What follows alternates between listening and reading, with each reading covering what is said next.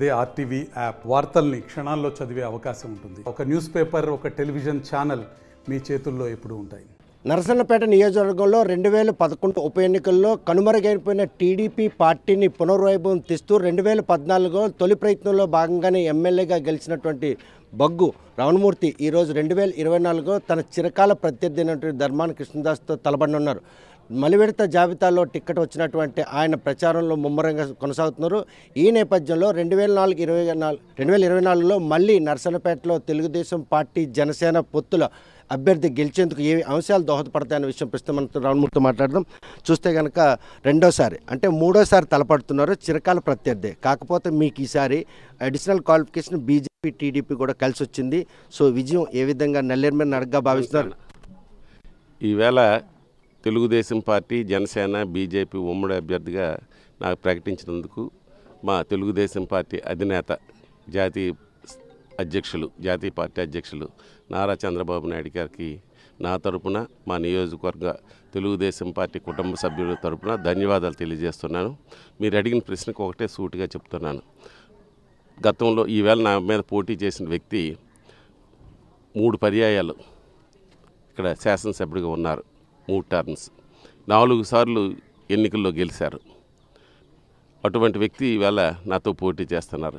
అయితే చిరకాల ప్రత్యర్థి అని మీరు అన్నారు. ప్రత్యర్థి కాదు, చిరకాల మరి పోటీదారులమైన తప్పించి ప్రత్యర్థి కాదు. నాకు అతను ప్రత్యర్థే కాదు. కారణం ఆ గౌరవం నేను ఇస్తాను. ఈవేళ పార్టీ పరంగా నాకు మా పార్టీ వాళ్ళ పార్టీ సిద్ధాంతాలు వేరు, వాళ్ళ విధానాలు వేరు, మా విధానాలు వేరు. దాని మీద విధానాల మీద పోటీ ఈవేళ జరుగుతుంది. మరి వైఫల్యాల మీద పోటీ. ఈవేళ సైకో ప్రభుత్వం ఈ రాష్ట్రంలో ఉంది.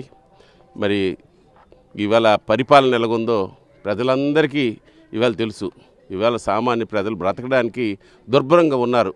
అన్ని నిత్యావసర వస్తువులు పెరిగిపోయాయి, కరెంట్ ఛార్జీలు పెరిగిపోయాయి, పెట్రోలు డీజిలు గ్యాస్ మీద కలిపి సపరేట్గా ఈ రాష్ట్ర ప్రభుత్వం పనులేసి భారం చేసింది. 2011 ఉప ఎన్నికల్లో టీడీపీ 3వ స్థానంలో ఉంది.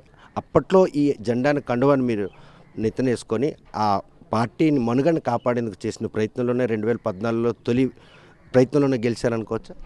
అంతే. కారణం ఏంటంటే రమణమూర్తి అంటే ఏమిటంది ప్రజలకు అందరూ తెలుసు.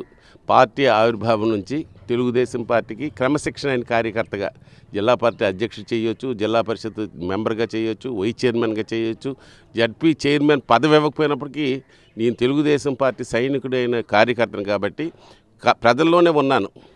కష్టకాల్లో పార్టీలో ఒకటిగా నేను పనిచేసినాను. అందువలన మొత్తం క్యాడర్ అంతా న్యాయం చేయాలి. రమణమూర్తికి ఎన్నాళ్ళకి టికెట్ వచ్చింది అంటే వాళ్ళకి ఓట్లు కనబడినప్పటికీ నాలో ప్రజల్లో స్పందన కనబడ్డది. రమణమూర్తి గెలిపిస్తాం, మా రమణమూర్తి అనే అవకాశం ఇచ్చారు. ఆ అవకాశాన్ని ఒమ్ము చేయకుండా నేను ఈవేళ 2014 నుంచి 19 వరకు తీసుకుంటే బొంతు ఎత్తిపోతల పథకం, అలాగే శ్రీమొక్కలింగ దగ్గర తాగునీరుకి 48 కోట్లతో నిధులు మంజూరు చేయడం, అలాగే మన కొమనాపిల్లి బ్రిడ్జి శరవేగంతో పూర్తి చేయించడం. అంతలా 2014 అభివృద్ధి చేసిన 2019లో ఓటమికి గల కారణాలు ఏమనుకుంటున్నారు? కారణాలు ఏమిటంటే ఒక అవకాశం అంది చాలా పెద్ద కారణం అన్నిటికంటే. మరి ఆ ఒక అవకాశం అంది నాకు దెబ్బతీసింది. రమణమూర్తికి అభిమానం అందరికీ ఉంది. ప్రతి గ్రామంలో మీరు బూత్లో పడిన ఓట్ల సరళను చూస్తే ఏదో 1-2 దగ్గర తప్పించి ప్రతి బూత్లో 10%, 12%, 15% ఓవరాల్గా ఒక రకంగా ఈవేళ ఈక్వల్గా వస్తుందండి. 100 ఓట్లు లాస్ వచ్చింది, మెజార్టీ వస్తుందండి ఈక్వల్ అయింది. నియోజకవర్గం చరిత్రలోనే 2019 ఎన్నికల్లో ఘనమైన మెజార్టీ సాధించినటువంటి కృష్ణదాస్ 2024 దాన్ని అతిక్రమిస్తారని చెప్పేసి మరీ ప్రచారం చేస్తున్నారు. అది ఏ విధంగా అడ్డుకునే పరిస్థితి? కృష్ణదాస్ గారు ఏం చేశారండి ప్రజల దగ్గరికి వెళ్ళగలరు చెప్పండి? అతను 2019 గెలిచిన తర్వాత డిప్యూటీ చీఫ్ మినిస్టర్ అయినాడు. ఈ నియోజకవర్గాన్ని గాలికి విడిచిపెట్టాడు. ఈవేళ పథకాలు చూస్తే ముర్రోమంటనాయి. ఆ ఎత్తిపోతల పథకం ఎక్కడేసిన గొంగలు అక్కడే ఉంది, తాగునీరు స్కీమ్స్ ఎక్కడేసినా అక్కడే ఉన్నాయి, ఉన్నతి మండల బ్రిడ్జి ఎక్కడేసింది అక్కడ ఉంది. ఈవేళ గ్రామాలకి రహదారులు ఆవేళ గ్రామాల్లో సిమెంట్ రోడ్లు వేసినాం, గ్రామాల మధ్యకి తారు రోడ్లు వేసి కొన్ని ఏషియన్ బ్యాంక్ నిధులతో కలిపి మంజూరు చేసాం. ఈవేళ మార్చితో మురిగిపోతున్నాయి. అటువంటి పనులు కలిపి చేయలేకపోయాడు. మేము ఆవేళ వండర్స్ చేసినాం. వండర్స్ అంటే చిన్నవి కాదు. ఈ నియోజకవర్గంలో ఉండే అన్ని హాస్పిటల్స్ నిర్మాణం చేపట్టాం.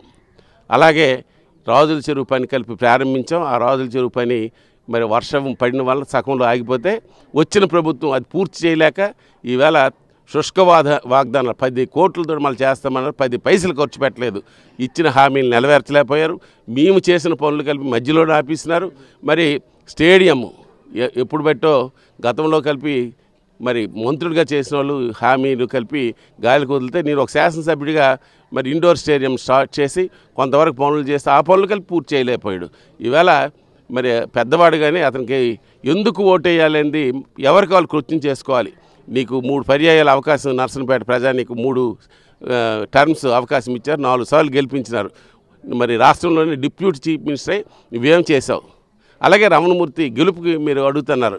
2014 నుంచి 19 వరకు స్వచ్ఛమైన నాయకుడిగా ఎక్కడ అవినీతికి అవకాశం లేకుండా, ఎక్కడ కుటుంబ పాలనకు అవకాశం లేకుండా, బంధుమిత్రులనే భేదం లేకుండా ఏ ప్రజలతో ఎన్నుకోబడ్డానో ఆ ప్రజలకు సేవకుడిగా ఉండాలని ఈ నియోజకవర్గాన్ని అన్ని రంగాల్లో అభివృద్ధి చేయాలని నేను కృషి చేశాను. అవసాన స్థితిలో ఉన్నటువంటి తెలుగుదేశం పార్టీకి పునర్వైభవం తేవడంతో పాటు ఈరోజు 2014 ఎమ్మెల్యే గెలిచారు, 2019లో అపోజిషన్లో, 2024లో మీకు తొలి జాబితాలో టిక్కెట్ ప్రకటించకపోవడం వెనుకున్నట్టు ఆంతర్యం ఏంటి? మీకు తెలిసిందే, పార్టీ మొదటి లిస్టులో ఇచ్చింది కలిపి కాంపిటేటర్స్ లేకుండా సింగిల్ ఎవరైతే ఉన్నాయో అభ్యర్థిత్వాలు అవి. అలాగే నర్సంపేట కాంపిటేటర్ ఉన్నారు అప్పటికైనా లేరు, ఎవరో ఆశిస్తున్నారు. మీ పేపర్లోనే వచ్చినాయి, మరి ఆ పేరు ఎందుకు? ఎవరో ఆశిస్తున్నారు. పార్టీ దృష్టిలోనే అది కలిపి పరిశీలనలో నుండి వలన 2వ జాబితా వరకు వచ్చింది. మొదటి జాబితా ఇచ్చింది కలిపి సిట్టింగ్ ఎమ్మెల్యేస్కి. అలాగే ఎక్కడ కాంపిటీషన్ లేకుండా సింగిల్ అప్లికేషన్ ఉన్న దగ్గర క్లియర్ చేస్తున్నారు. సీనియర్ మోస్ట్ నాయకులు ఈరోజు ఉమ్మడి శ్రీకాకుళం జిల్లాలో 5 నియోజకవర్గాలు ప్రకటించ జరగలేదు. టీడీపీ ఇంకా 16 నియోజకవర్గాలు అభ్యర్థులు ప్రకటించాల్సి ఉంది. ఈ అనిశ్చిత జిల్లాలో తెలుగుదేశం పార్టీ కంచుకోట ఉన్నటువంటి 5 నియోజకవర్గాల ప్రకటన పోవడం విషయంలో పార్టీకి ఏమైనా నష్టం జరిగే పరిస్థితి ఉందా? పార్టీకి నష్టం జరగదు. ఈవేళ ఉమ్మడిగా జనసేన, బీజేపీ, తెలుగుదేశం కలిసి పోటీ చేస్తుంది. దానిలో ఎక్కడ ఏ నియోజకవర్గంలో ఏ పార్టీకి టికెట్ ఇవ్వాలని సందిగ్ధం వల్ల ఆగింది తప్పించి ఇంకొక ఆలోచన కాదు. సందిగ్ధత ఎక్కడైనా పార్టీకి నష్టం ఏంటంటే ఎన్నికల కమిషన్ నోటిఫికేషన్ కూడా జారీ చేసింది. అదృష్టం బాగుంది, 4వ విడత మనకి ఎన్నికలు జరుగుతున్నాయి. అదే కనుక తొలి విడత కానీ మళ్ళీ విడత కానీ జరిగినట్టయితే ఈ అనిశ్చిత కారణంగా ఈ పొత్తుల ప్రభుత్వానికి గడ్డు రోజులైన పరిస్థితి కనుక వాస్తవమే. కారణం ఏంటంటే కొత్త అభ్యర్థులు పెట్టినప్పుడు టైం కావాలి. మరి ఎన్నికల కమిషన్ 4వ విడత ఇచ్చిన వల్ల అవన్నీ సరి చేసుకుంటాం.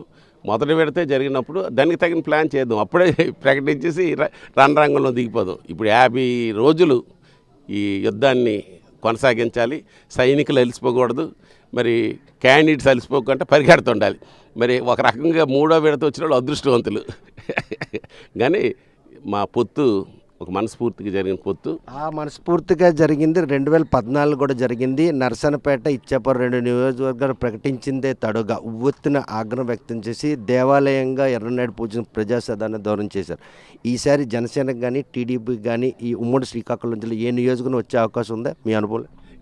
ఉంటాయి. ఇప్పుడు ఆవేశం ఉంటుంది. 1 రోజు ఉంటుంది, 2 రోజులు ఉంటుంది, 3 రోజులు ఉంటుంది, 4 రోజులకి అందరం కలిసిపోతాం. కుటుంబాల్లో కలిపి కాపురాలు అయినప్పుడు కోడలు అటు ఇటు తీసుకుంటారు. మళ్ళా ఇంటిలో ఏదో ఫంక్షన్ అయిందంటే అక్కయ్య, బావ, అన్నయ్య అనుకొని ఎలా కొలుస్తాం, అందరం కలిసే పని చేసుకుంటాం. అటువంటి ప్రభావమే మరి ఈ పొత్తుల్లో రాదు. కారణం ఏంటంటే తెలుగుదేశం క్యాడరు క్రమశిక్షణ అయిన క్యాడర్ ఇది. మా పార్టీని గెలిపించాలి, పొత్తుల్లో భాగంగా ఎవరికి టికెట్ ఇచ్చినా గెలిపించాలని ఒక ఆలోచనతో ఉన్నారు. మా నాయకుల్లో నా టికెట్ రాలేదని బాధ ఉండి మరి నాకు సంఘీభావంగా నాయకులు తెలియజేయవచ్చు. కానీ సమయం వచ్చినప్పటికీ మళ్ళా మన పార్టీ గెలాలి, రాష్ట్రంలో తెలుగుదేశం పార్టీ రావాలి, జనసేన ఉమ్మడి ప్రభుత్వం రావాలి, బీజేపీ సెంట్రల్లో వచ్చి మనం సహకరించాలని అందరి మనసుల్లో ఉంది. అందువల్ల ఇటువంటి పొత్తుల్లో చిన్న ఇబ్బందులు ఉన్నా అవి అధిగమిస్తాం, గెలుస్తాం అన్ని స్థానాలు. అంతలా వారందరూ మిమ్మల్ని ఆదరించి టీడీపీ ఉమ్మడి ప్రభుత్వం గెలవాలనే నేపథ్యంలో పొత్తు ధర్మాన్ని టీడీపీ నాయకులు పాటించడం లేదు, కేవలం పార్టీ అధినేతలు మాత్రమే. వాస్తవేనా? అంటే నాకు తెలిసిన వరకు పొత్తు ధర్మాన్ని సెంట్రల్ అంటే స్టేట్ పార్టీలో ఇవి జరుగుతున్నాయి, అక్కడ ఆ ధర్మాన్ని పాటిస్తున్నాం. మీకు చెప్పాను కదా మొదట్లో, నేను కుటుంబంలో ఎలాగైతే చిన్న సమస్యలు ఉంటాయో మరి ఒక పార్టీలు వేరు పార్టీల నుంచి ఒకటైనాం. ఒక వారం రోజుల డిస్టర్బెన్స్ ఉంటుంది, అది మరి సరి చేసుకుంటాం, విజయానికి ముందుకు నడుస్తాం. చూస్తే కనుక టీడీపీ పార్టీ పూర్తిగా కనుమరుగైపోయిన నర్సనపేటలో ఆ పార్టీని పునర్వైభవం తేవడంతో పాటు 2014 గెలిచిన రావణమూర్తి 2024 తనకి ప్రత్యర్థి అసలు పోటీయే కాదు, 5 ఏళ్ల పాటు ఈ నియోజకవర్గం ఏం చేశారని ఓట్లు అడుగుతారని కూడా ఆయన ప్రశ్నిస్తారు. ఈ తరుణంలో 2024లో నర్సనపేట నియోజకవర్గంలో మరోసారి టీడీపీ భారీ విజయం సాధించడం ఖాయం. అందుకు జనసేన అదేవిధంగా బీజేపీ కూడా ఈరోజు పొత్తు కావడం, పొత్తు ధర్మాన్ని పాటిస్తూ టీడీపీ ముందుకెళ్తున్న ఈ క్రమంలో 2024లో ఆంధ్రప్రదేశ్లో వైసీపీ రహిత ఆంధ్రప్రదేశ్గా పొత్తుల ప్రభుత్వం ఏర్పడుతుందని ఎటువంటి అతిశక్తి లేదు రావణమూర్తి స్పష్టం చేసినారు. నర్సనపేట నుండి వీడియో జర్నలిస్ట్ రామకృష్ణతో సత్యం, RTV శ్రీకాకుళం. మరిన్ని వీడియోస్ కోసం ఛానల్ ని సబ్స్క్రైబ్ చేయండి, లేటెస్ట్ అప్డేట్స్ కోసం వాట్సాప్ ఛానల్ ని ఫాలో చేయండి అండ్ లింక్ డిస్క్రిప్షన్ లో ఉంది.